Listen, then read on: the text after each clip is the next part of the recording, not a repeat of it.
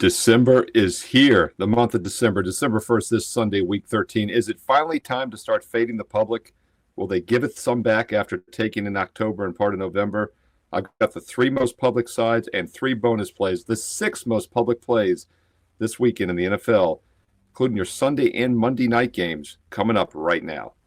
Hi, this is Steve Merril, WagerTalk.com, right back here on WagerTalk TV, breaking down the most public sides here for Sunday, December the 1st. Week 13, lucky 13 of the NFL season is here. And let's get right to it. I'm going to give you the 3 most public sides and then 3 additional leans as well here. And we'll look at each game and decide if we should play them or fade them here as we do each week with Fade the Public on Wager Talk TV. Don't forget, if you're finding this useful, thumbs up, like, comment below. Let me know. I read all the comments and I reply back. All right, let's start with the 3 most public plays this week. On the early card at 1 o'clock Eastern, the Houston Texans -4 at Jacksonville, getting a lot of public sentiment. And not a surprise, Jacksonville's in a tailspin this season, just 2-9 straight up.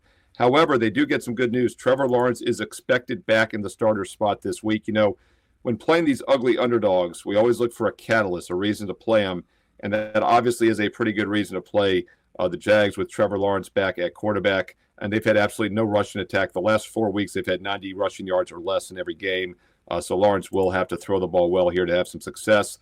Problem is, it's not necessarily a great spot to go against Houston because they should be focused after losing 3 of their last 4 games straight up, including a loss as an 8-point home favorite last week against Tennessee. So while Jacksonville does have a spark here with Lawrence likely back, not a great spot to fade Houston, who's lost 3 of their last 4 games. Currently, the Texans are -3.5 in most spots, but I have seen this line go up to -4. So if you like Houston, grab the 3.5. If you like Jags, I would wait. It looks like there will be more +4s available by kickoff on Sunday. Next game also goes at 1 o'clock Eastern. The public is also, 4 o'clock Eastern. That's the early game. The late game at 4 o'clock Eastern, the most public play is the Tampa Bay Buccaneers -6 against the Panthers. Public fades the Panthers almost each and every week, but Carolina is playing better football. In fact, back-to-back wins, and they almost came from behind to beat the Chiefs, despite trailing by double digits at halftime and in the fourth quarter last week. They got it to within 3 points and covered for the 3rd straight game. In fact, Carolina had failed to cover in 7 of their first 8 games this season. They started 1-7 ATS, and they've gone 3-0 against the spread the last 3. We'll see if that continues. I don't think it is likely this week. This is not a spot in which I would fade the public, as Tampa snapped back off a 4-game losing streak, beating the Giants last week with authority, 30-7. Keep in mind, the public was on Tampa last week, and they were correct. And this looks like a similar matchup. Carolina's a really bad pass defense. Sir Baker Mayfield should have plenty of success. Last week, a 107 QB rating. He didn't even throw a touchdown, but he had 80% completions on 294 passing yards. He's in great current form right now. And this Carolina pass defense remains one of the worst in the NFL, giving up almost 70% completions in all games this year and 7.3 yards per pass. Meanwhile, the Buccaneers have actually been a better offensive team on the road this year, averaging 31 points and 8 yards per pass, almost 7 yards per play away from home. So Tampa would be my lean here, -6. Do not look to fade the public here, especially after 3 good showings by the Panthers. They're probably due to regress. However, if they do get the cover, that's probably because this is a high-scoring game. So I definitely would not mind taking a look at the over in this game, over 46.5 between the Panthers and Bucs, because Bryce Young has been playing better football. And as I mentioned earlier, they did get some points late last week and some yardage last week against a really good Kansas City defense. Tampa obviously not as stout defensively. The key in the last 3 weeks, though, for Carolina, they've had only 2 turnovers in all 3 games combined. The 4 games before that, they had 9 turnovers in just 4 games. So really comes down to turnovers, as the NFL often does. But Bryce Young has been playing better. In fact, he has only 1 interception the last 3 games. So if he protects and takes care of the ball, I think the over 46.5 could definitely be in play in this game at 4 o'clock Eastern. Once again, I would not get to disagree, though, with the public side of Tampa. I like the over in this game also on Sunday. And the third public play this week is actually your Sunday night game at 8:20 Eastern on NBC. Now, keep in mind, I did a deep dive into this Buffalo-San Francisco game as a solo video right here on Wager Talk TV. So be sure to click subscribe, click that bell for an instant alert so you know when all these primetime Sunday, Monday night, Thursday night games all go live every day here on the channel. And as I mentioned in that video, they are calling for a lot of snow this weekend in Buffalo, so we got to keep an eye on the weather report. But it looks like most of the snow is going to come in Saturday and Sunday morning. This is an 8 o'clock Eastern kickoff. The snow's supposed to be down to like just a couple inches and not a lot of wind. So I'm not sure that the weather is going to affect this game as much as you might think. And that's obviously good news for a West Coast team like San Francisco. Of course, they did just play in Green Bay last week. They also do have good news is Brock Purdy is expected to be back in the starter spot this week. And in the 10 games in which he's played this year, San Francisco's only lost by more than 6 points once in 10 games with Purdy under center. Keep in mind, last week he did not play in that blowout loss against the Packers, so don't read too much into that one. They're a much better team, obviously, with Brock Purdy. Bosa is out defensively. Left tackle Trent Williams is out, so they are still banged up. This line has gone from 7 down to 6 as we head into the weekend now that Purdy's been upgraded. But once again, the look-ahead line this summer was -2. The 49ers were a 2-point road favorite in the look-ahead line this summer, and even a week ago it was only 3.5. So looks like an overreaction here. And fading the public works best when we get quality teams, and it's not worked well this year because basically every week, as we've talked about, have been some horrendously ugly underdogs. This is one of the rare opportunities to take a decent team and fade the public. So I do like San Francisco +6. And by the way, if it is sloppy conditions, that favors the Niners. They have the much better rushing attack and the better run defense. So if it comes down to the running game in sloppy conditions, San Francisco has that edge as well, catching a full 6 points. All right, those are your 3 official public plays for this week number 13 on Sunday. Once again, the Houston Texans -3.5 to 4, Tampa Bay Buccaneers -6, and the Buffalo Bills Sunday night -6. 3 additional public leans for you I'm going to give you here in just a moment. Quick reminder, if you want my official best bets for Sunday Pro Football, check them out right now. Steve Merril, WagerTalk.com, and this weekend's your last chance to get a 7-day all-sports, all-access for just $69. It's our Thanksgiving special, which is good through this weekend. Normally it's $99, just $69. No promo code needed. Check it out right now. 7-day all-access, football and basketball combined for just $69, dude. Steve Merril, WagerTalk.com. No promo code needed. All right, let's look at the 3 bonus plays here, 3 additional public leans. Not quite strong enough to be called official fade the public selections, but these are games in which there's definitely some public sentiment as well. Let's start back on the Sunday early card at 1 o'clock Eastern. First game on the rotation. The public is on not my Washington Commanders. Well, no, they're on the Washington Commanders, but they're not my Washington. You know where I'm going with that. Hey, by the way, check my X feed, my Twitter feed, at Steve Merril, 2 R's, 1 L. Great insight this week about some legislation by the Montana senator, U.S. senator, who wants the emblem back because he is an historic Montana Native American historic warrior. The emblem used to be on the helmets, and that's in the background here. You can kind of see my Joe Gibbs hat in the background there, the red one. But really good news here because, once again, the name change never sat right with me. Couldn't really explain why. Now that I'm realizing there is some historical significance to the emblem, at least the logo, let's bring it back. Hey, comment below. What are your thoughts on this? Definitely should bring the logo back. It's a real person. They're honoring them. And then the name itself, hey, look, I can see both sides of that one. But I thought it should have been Washington Warriors. Could have kept the logo, and then everyone wins. But anyway, Commanders are having a decent season, but starting to falter a bit at 7-5 straight up. And it really is kind of do or die as they're down in the wild card spot. Probably aren't going to catch the Eagles now after 3 straight losses, including a loss to Philly. They're hanging on for dear life. And we've talked about this the past several weeks.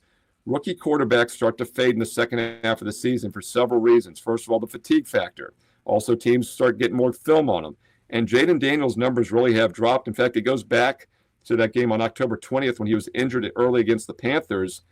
Including that game, 5 of his last 6 games, he's had a QB rating below his season average, which means he was tremendously better the first month and a half. And he's been below his season average now in 5 of the last 6 games, including 2 interceptions against the Cowboys last week, 3 interceptions in the last 2 games alone. He'd had only 2 interceptions in all other games this season.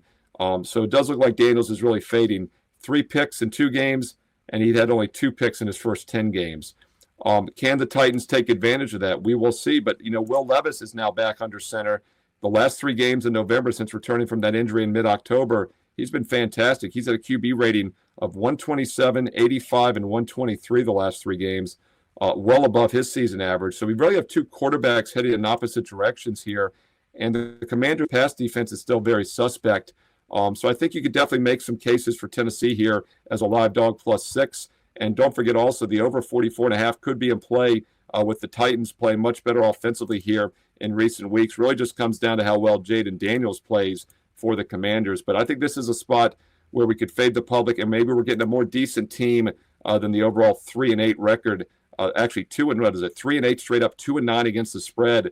Titans are playing a little bit better football than that right now, and we'll see if it shows this week on Sunday in Landover, Maryland. By the way, the look-ahead line on this game during the summer was as low as -1.5, and now it's -6 in most spots. So, yeah, I think this is a spot maybe where we have a little bit of a play-on team in Tennessee, a team that's on the rise. But once again, not an official public play, but they are leaning towards the Commanders. The public is leaning towards Washington. All right, also a game at 1 o'clock Eastern, which is getting some public sentiment, is the Seattle Seahawks. Pick 'em at the Jets.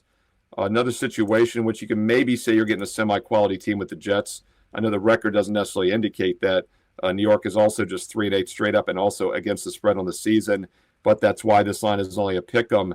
Aaron Rodgers is playing decent, actually. He's had a QB rating of 111 or higher now in 3 of his last 4 games, going back to the end of October. Geno Smith, meanwhile, has been very mediocre this season. In fact, 93 rating or less in each of the last 4 games. And he's only had 3 games, I believe, this season in which he's thrown more touchdowns than interceptions. And now they're traveling cross country. So another situation here in which, you could probably make a case to fade the public, as the Jets are at least a capable team.